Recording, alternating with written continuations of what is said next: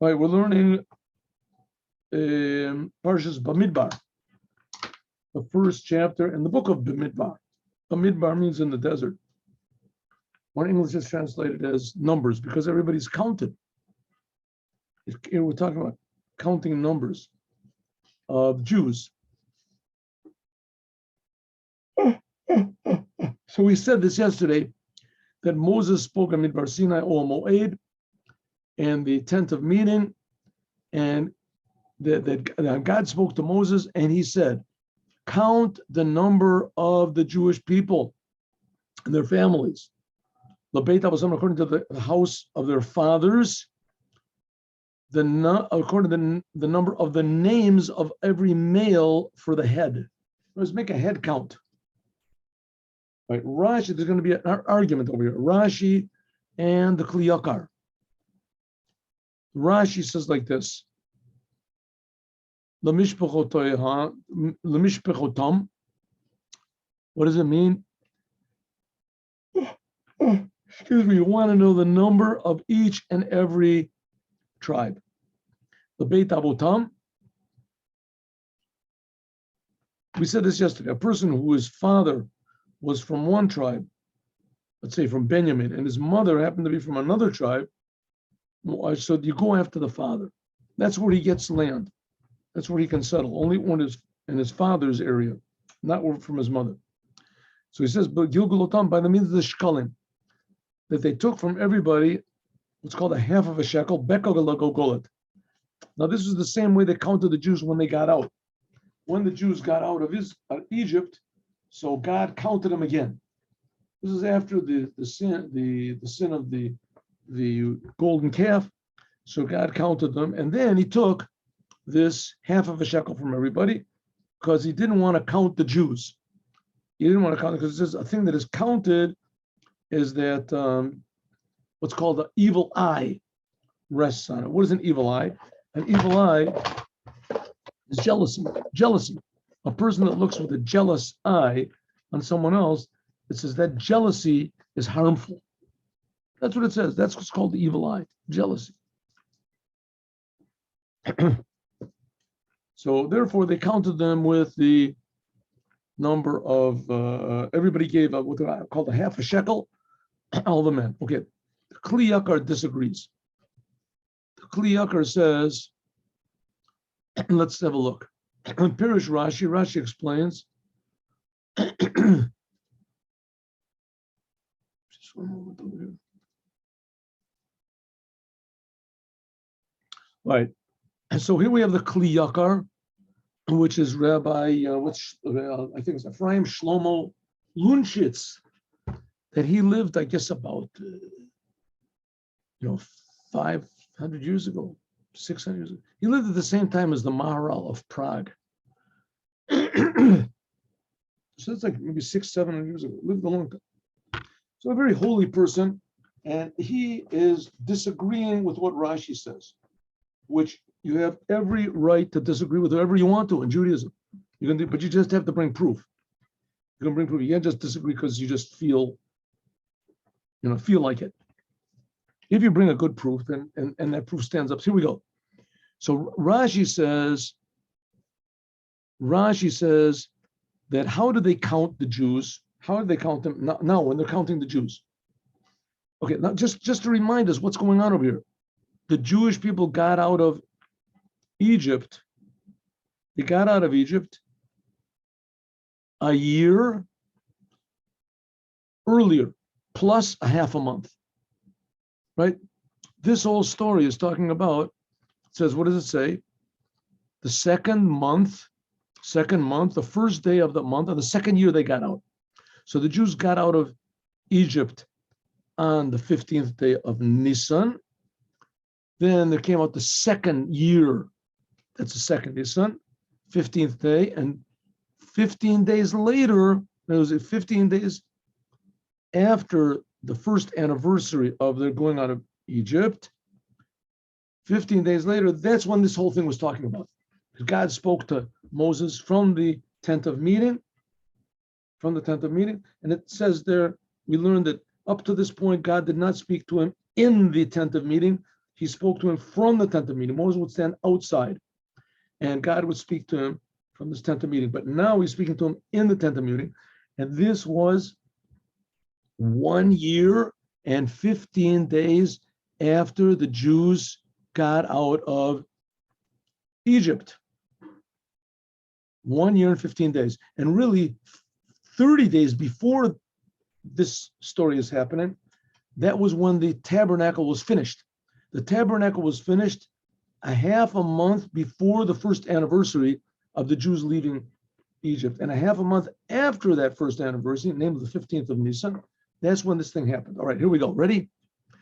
Now, when the Jews got out of Egypt, they were counted. And again, after the sin of the golden calf, which that's like 90 days after they got out of Egypt, God counted them again because there were a lot of them that were killed because of as punishment of serving the golden calf. Good. So this, God is counting them again. This is like the third time that God is counting them.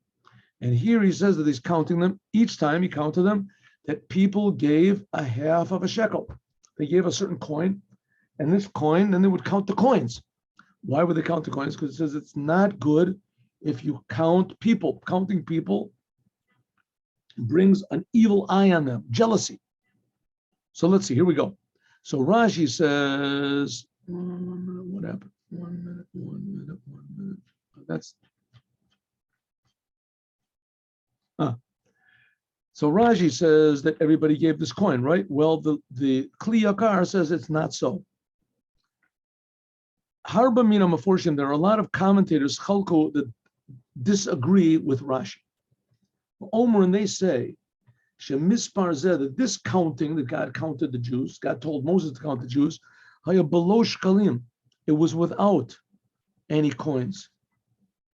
V'lashon mikra mochiach, and the language of the Torah even indicates this. It says, legugel otam, count the heads. And make a head count. You don't count coins, you count the people. V'chashvu and they said, lama davka mispar rishon was by means. Okay, so why? What's the difference over here? First time when God told Moses to count the Jews, he took coins. Why all of a sudden here it would be different? Isn't it just implied when you count with coins because of the jealous eye? There won't be an evil eye fall on the number. He says no. Back then, when they went out of Egypt, the fishayut az lavur the Mishkan, that it says, back then back then they collected all these coins because they needed the coins for the service of the Mishkan, the silver coins. They had to have. It says, I don't like that answer. It says, this is a little bit difficult. This answer, they needed it for there because they could have just brought silver. Everybody brought everything else. They brought gold and silver. So now the Rabbi Lunchitz, the Kli Ykar, he's giving his answer. Linear, it seems to me, Shevadai Tamish Kalim, that the reason that they had to give these coins when they were counted, Latzil Mina Ein Hara, to save them from the jealous eye, Hasholet B'davar HaManui, which rules over anything that's counted. You know that religious Jews try not to count numbers of people. You try to count the number. Either they count like they'll count, they'll say not one, not two, not three. Anything you can to get around saying a number when you're counting people. Why? But davka b'minyan shu davar chedush. When is it that jealous eye can damage a number? Only if it's some new number, if it's something unusual. For instance, if you see 100 golden coins by a poor person, that you're sure that the person doesn't have any more, then people will be jealous. Certainly more, right? It's sort of like more catches the eye. If a poor person suddenly pulls out, $100 bill from his pocket, then if a rich person pulls out 1,000, $100 bills from his pocket, right? If a poor person pulls out 100 golden coins, then that everybody notices that. If a rich person pulls out 1,000, people don't notice he's got. Because everybody knows that the rich person is rich. Kach Yisrael, also the Jewish people, when they left Egypt, that they were Masai Mispar, they must be a very small number. Because only 70 Jews went down into Egypt, and they were only there for 210 years. Vinit Matu, she figured that the time that they were in Egypt, they probably were even less. Shema there. Me'otzer Rav Yagon, from the terrible bad and misery that was over there. And also they had to throw all of their firstborn into the sea, into the river, and etc. Pitom, and all of a sudden the Jews come out and they have this tremendous number, 10,000, 600,000, just males from 20 up, not counting the women, not counting the children. So so there was, back then you could worry that there would be a jealous eye. So therefore they counted only the coins. Masha Enkian, which is not the case, Misharim Misparim, with other numbers, Ki Kavar Huchsaku, Ba'am Rav, the Jewish people are already considered to be a great nation. Therefore, Manam David HaMelech, it says, for instance, when David HaMelech, there was a time when King David, he counted the Jews. He got punished for it, but he counted the Jews, and he didn't take half a shekels for them. Ki vadai lo avar al mitzvahs Torah. He didn't go over in the commandment of the Torah. The commandment of the Torah says you're not supposed to count these people because maybe there will be a jealous eye, and you're endangering them. Sha'ari hakatuv omer rag b'davar Omar rag b'davar Uriah Hachiti. He only did it because of Uriah Hachiti. The reason that King David was punished was because of what he did with Uriah Hachiti. Who was Uriah Hachiti? Uriah Hachiti, it's a side story. It's not really relevant here, but David HaMelech got punished when he counted the Jewish people. So he said the reason he got punished was because God already wanted to punish him for something else. What was for something else? King David saw in, what do you call it, Ruach HaKodesh, in divine inspiration, that the next king, King Solomon, was going to come from a lady called Bathsheba. And Bathsheba was he hadn't married her yet, but he was going to marry her. He saw that he was coming from Bathsheba. And Bathsheba was married to a person called Uriah Hachiti. Now, Uriah Hachiti was not a good person. Uriah Hachiti also planned a revolution against King David. All sorts of reasons that he had to kill him, but nevertheless, King David, he said he sent Uriah Hachiti to the front of the battle so that he would get killed. He would get killed intentionally. And it was coming to him that he should get killed, but nevertheless, King David did a little bit too, hastily. It was too sort of urgent, and where there wasn't, urgency was not called for. And because of that, he got punished. Uriah Hachiti. He had him killed, and he said he really wasn't married to Bathsheba. He never really consummated the wedding with anyway. Whatever it was, King David got punished because of it. But not because of counting, that the point is, not because of counting people, which is you're not supposed to do. You're not supposed to count people. You're supposed to count something else. And everybody holds up their finger or the hat, or here in the case of the Torah, everybody gives money, money. But that's only in cases where the number is unusual. It will draw attention. Elisha mitzvahs just shkalim. When did the Jewish people, everybody gave a half of a shekel, was only to the first time they counted the Jews when they left Egypt, or immediately after the sin of the golden calf. There was a place to worry that they might get some damage from the number, from the counting. All the nations would say, right, how many people there were. The counting would draw upon them a jealous eye. Whether according to nature, like we said before, or because of the punishment, because this number, korov lamaisa egel, because this number, this counting was right near the sin of the golden calf. And therefore, you think that if Moses would have counted them just by a head count, So this brings bad, evil eye on them. They say, what, all these people did this terrible sin, and look how many are still left. So because of that, the sin of this deed that was known by means of the number that remained 600,000 Jews. So therefore, this will be a novelty. What, there's 600,000 Jews? How could there be? Before they counted the Jews, there was 600,000. Then all these Jews sinned with the golden calf, and now there's still 600,000. How can it be? So therefore, they counted by giving coins. And because without that, there would be a bad eye on them. Because sin, the sin that the Jews did, weakened their protection, spiritual protection, and counting them, each person, the number would cause a further curse on the Jewish people. Then they had to have kapor, then they had to have forgiveness also for the golden calf, and so everybody gave this coin, like it says, which is not the case in all the other counting which happened afterwards. So he's trying to point out that the first counting, or the first two countings that God counted the Jewish people, that was with the coins, but afterwards, not, and this one was not. So he wants to just put his point. So it says, lift up the head of the Jewish people. We did this yesterday. Why? It says, according to the names, because the Jewish people were supposed to have gone into Israel immediately after this counting.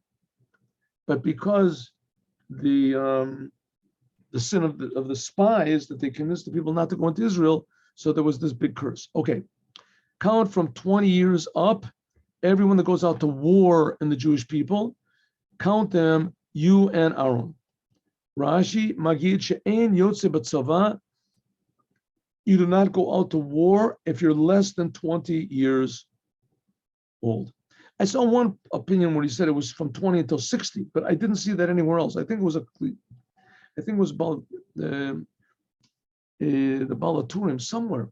I thought I remembered seeing that, but everywhere it says only from 20 years and up. But then when it says to go out to the war, in war, only people up to 60 went out to war. Okay. Here it says that you and Aaron should count the Jewish people. Atav Aaron, you and Aaron should count the Jewish people. The Balaturim says in Parshas Kitisa, after the Jewish people sinned with the golden calf, and God told Moses to count them again, as Moses alone counted. Aaron didn't count together with him. Here it says Moses and Aaron. Atav Aaron, Moses and Aaron count. Why?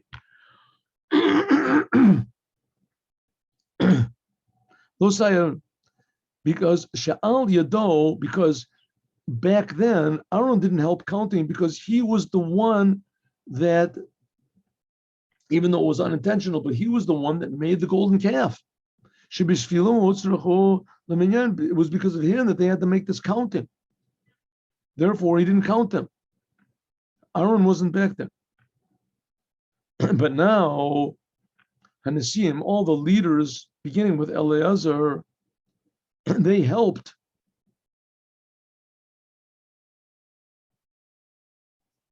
Ke'ishon Eino Ba'al Yadei Anan. Okay, anyway, so he helped. Back then, the help was by means of Elitzur, Nasim from Elitzur, they helped. But not over here was Aaron. He was the one that did the Aaron and Moses, they did the counting over here.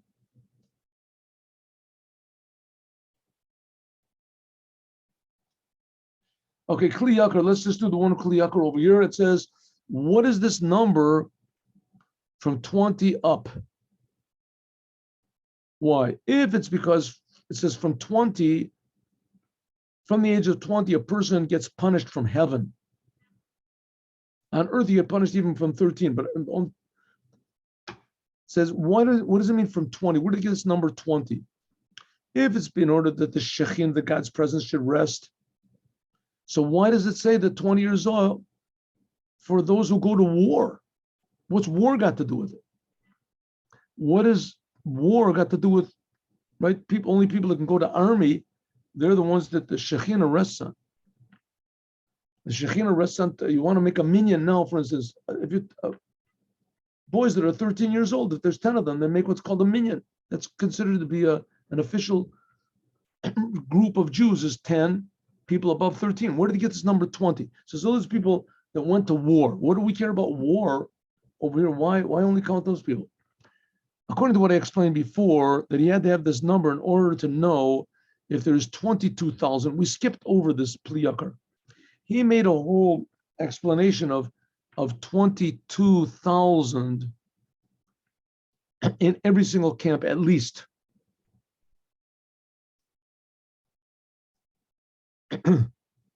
In order that they should be similar to the hosts in heaven. He says in the heavens, he brought down examples how there is 28 hosts of angels in the heavens, and therefore there has to be similar in the world. Okay, but say good, but nevertheless, it doesn't have to. So maybe this is the reason why the Jewish people are called the hosts of God, not for army. Hosts, like it says, Yitzhak called Tziva'ot Hashem. Like the angels are called hosts. So that's one reason that there has to be 20, because the word, but 1 second, 20, how does that show on host? That shows on army. So, well, it's the same word. Army is tzava, and the hosts are tzava. We say by the heavens, the tzava hashamayim, the hosts of heavens.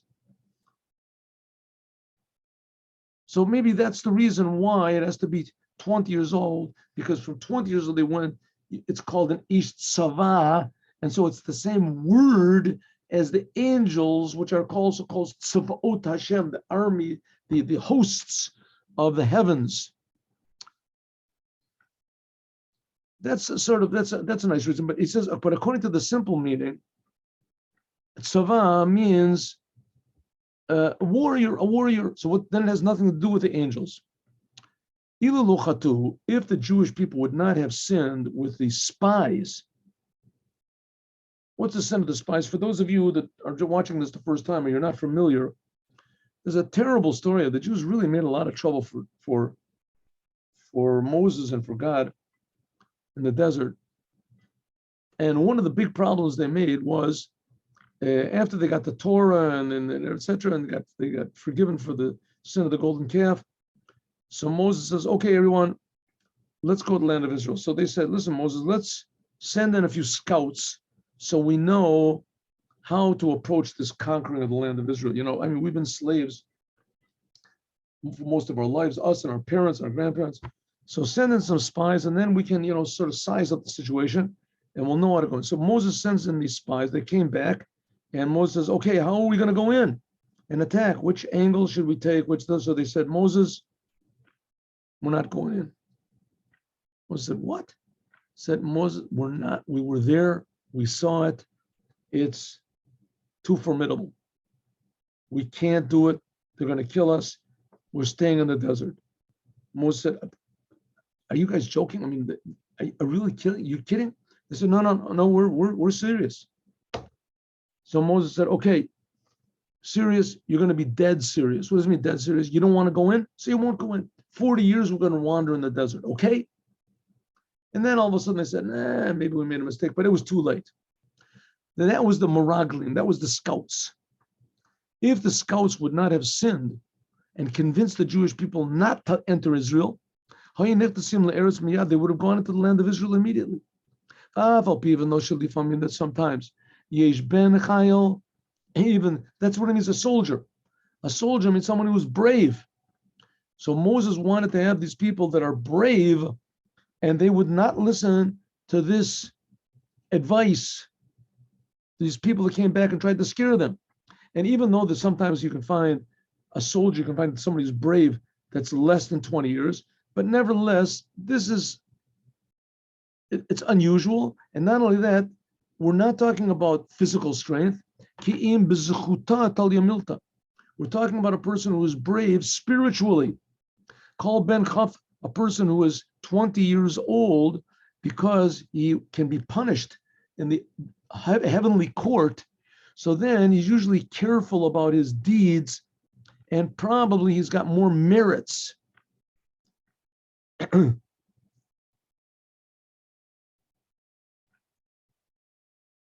That will protect him. I think this is a printing error. Shiagino, no, that's right. Shiagino that will protect him in war. So therefore, the Kohen says, who is a person who is afraid of the sins in his hand? Go back home. So anyone who's less than 20, probably he hasn't got so much fear because he knows that in heaven they're not really so careful with him. Therefore, he probably has got such merit. So therefore, someone who's 20 years old usually has more spiritual merits because from 20 years and up, a person is punished in heaven for the negative things he does. So a person is usually more careful with himself for that age because he's not anyone under 20, so he doesn't have to give an accounting in heaven for the things that he does before 20 years old. So he's usually not so careful with himself. So therefore it says the people, the 20 years up, those people are usually brave. Or why are they brave? Because they haven't got any sins. They're careful about themselves.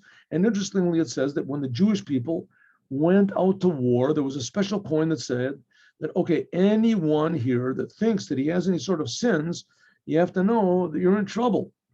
You're open for to danger. So if you have any sorts of sins, go back home. We don't need you in the army. We only want people that have no sins whatsoever. Those are the people that will win the war. So that's what he wanted. He wanted brave people that would enter the land of Israel. And we saw it didn't work anyway. Okay. Each person will have each person to his tribe. Each rosh beit avotav hu. Each person to the head of his tribes will be. What's this? Each person according to his age. Each again, and it repeats it again. What is it repeating again? So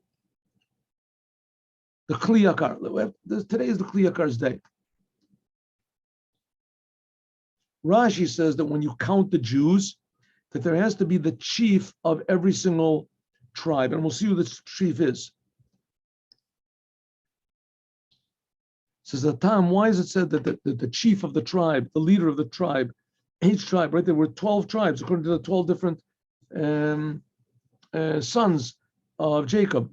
Joseph was divided into two, and Levi, really there was 13, but Levi he wasn't a special, he wasn't considered in one of the encampments. We'll talk about this in a moment. The reason is that each one had to have the leader with them. Shekol echad mehem rosh lebeit avotav v'lo yikached mimenu yachas kol echad, and therefore there wouldn't be missing from him. In other words, he knew all the people in the tribe that were all there. How many thousands there were? We'll see that there's a lot of people in every tribe, but he knows every single person, and he knows who is in his tribe and who's not in his tribe. Who is in his tribe is not. Now the Jewish people, just one small thing, when they traveled in the desert, and also when they camped according to what they call it, what's it? The machaneh. There were encampments, and then there were tribes. In every encampment, there were 3 tribes. Every encampment. For instance, the first one was Reuven. In the encampment of Reuven, in the encampment of Reuven, there was Shimon and Gad. In the encampment of Yehuda was the head of the encampment. There was Yisachar and Zvulun. In the encampment of Dan was Asher and Naphtali, and the encampment of Ephraim was Manasseh and Benjamin. You'll see that's how they number, except for God. You'll see how they number the tribes. Let's go. But let's just do this quickly, this Kli Ykar. Why does it have to repeat so many times? It says, with you will be each individual person to his tribe. Ish, the man who is the head of the tribe, he will be. Another time you have to say, it says every tribe should bring its head. That's it. What does it have to say? Each tribe has to bring its head. The head will go with every tribe. So he said, why it says ish lamateh? Because it already says that each tribe has to have its leader. Why does it repeat again and say that each leader should go with the tribe? So the Kli Ykar says, I think it's like this. A Krov Lomar, Shu Dome Lamasha Katvu, like the Meforshim say in Dan. It says when Yaakov gave the blessings to his sons, so Dan was one. It says, Dan Yadin Amok Achad Shiftei Yisrael. In Breshit, right? When Yaakov gives the blessing, that Dan will judge his people like one of the judges of Israel. That was Samson. Samson came from Dan. What does it mean he will judge his people? That even though, let's say, for instance, Samson, he was the judge of all of Israel, and he came from the tribe of Dan. So you might think that he would go sort of easy on the people of Dan. That was his family, his people. Says no. Shalom machanif l'shivto, that he would not show any favoritism to his own tribe that were called with him, but he would judge everyone the same, all the tribes of Israel exactly the same. Just like one of the other tribes. In other words, when they came in front of them, they weren't tribes, they were just individual Jews. Also the same thing, these leaders of the tribes. Kesherim, they were all holy people. And each one was true, that the head of his individual tribe. For every single group, he was the head of that tribe. But what? He would treat them as though they were like everybody else. Lo zu l'kol shevet harachokim katzat mimenu, ela afilu hayo rosh lebeit avotav. Hakrovim elav biyoter, gam lahem hayo rosh l'naog nasiot aleim. He would act like a king, a leader. How do you say, removed, objective on his own tribe, just like he would be removed and objective from the furthest away tribe. He would judge each one according to his individual. Okay, let's do it quickly. These are the, why does it remember, when Moses counted the Jews after the sin of the golden calf, there he didn't mention the name of the tribes. He just counted how many there were. Because now he was dividing them up into the 4 different camps that I just told you about. And each leader had to know who exactly was going with him on his camp. Aaron is also not mentioned in the first camp, like we had that script before. Why? Because Shahaya Leda Anotorim, because he wanted to know how many were left from the reason they counted after the sin of the golden calf, because he wanted to know how many remained after that sin, that Aaron, he was the cause of it. So therefore he wasn't there. But here the Shekhinah was on everyone, especially on Aaron. So then Aaron was one of the people that counted. Okay, here we go. Ready? Maybe, I don't know if I can give you a picture of this. I don't know if you can see it.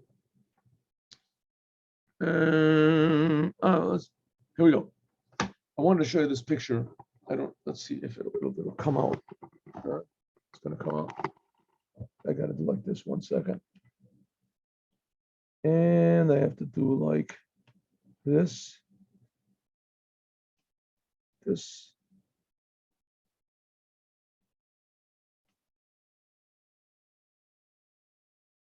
No, I can't do it. Okay, here we go. Ready? Here's the picture. Here is the picture. You see this? Usually this does not come out good. I don't know why. I think this time is going to be different, but here we go.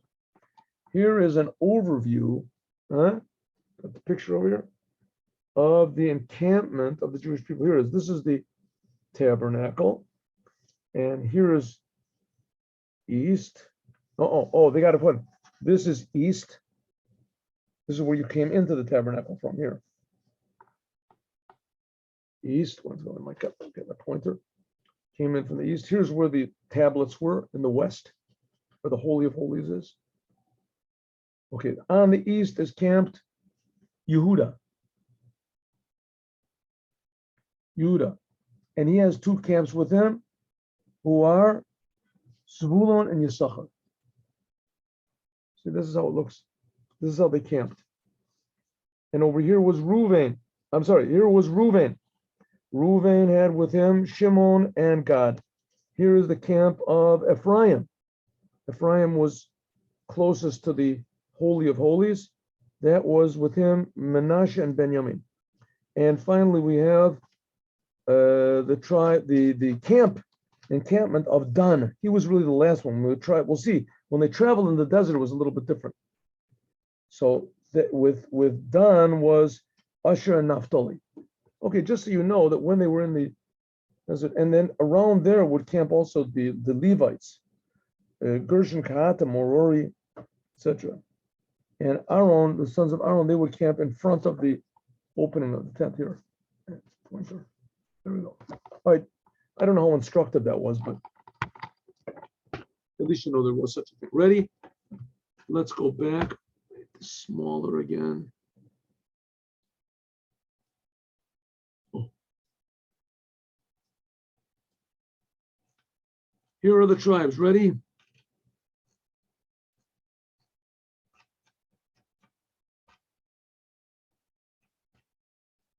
These are the names of the heads of the tribes that were with you. For Reuven, the head of the tribe was Elitzur ben Shdeur. Now Reuven was really one of the names of the heads of the encampments. With him was Shimon and Gad. But God is only mentioned later on. God is one. Okay. In any case, who's the head of Shimon? Shlumiel ben Surishadai, Yehuda, Nachshon ben Aminadab. All these, now we're going to have all of them, the heads of the encampments with the tribes that were with them. Yehuda is Nachshon ben Aminadab. With him was Yisachar. The head was Nasanel ben Suar, and Zvulun was Eliab ben Chaylon. By the way, Nachshon ben Aminadab, he was the one that jumped into the sea and caused the splitting of the sea, the Yam Suf, the Red Sea, whatever you call it. He was the one that caused the splitting of it. Later on, he's going to be one of the head followers of Korach that made a war with Yehuda. All right, we'll talk about that later. Yosef was divided into Ephraim. The tribe of Ephraim was Elishama ben Amidihud, and Manasseh was Gamliel ben Petzur. Yosef had two sons, and those two sons, they became two separate tribes. So Yosef was divided. Instead of getting one tribe, he had two tribes. Benjamin was Avidan ben Gidoni, Dan Achiezer ben Amishadai, La'asher Pagiel ben Achron, Lagad Eliasaph ben Du'uil, and Naphtali Achira ben Enon. These are the ones that are called from the congregation, the heads of the tribes, the heads of the Alfei Yisrael, thousands of Jews there. What does it mean, Kurei Amida? The ones that are called, that whenever something was important, says Rashi, these were the one that were called. They were called to represent their tribe. So these are the important people. You don't have to remember these names because this was one time, right? These were only the ones that they left Egypt, and all these people, they died in the desert because all of them refused to enter the land of Israel. Interesting. Okay, life is strange. Now we're going to learn the Pirkei Avot. Pirkei Avot, that's today's class. Pirkei Avot, the chapters of the fathers.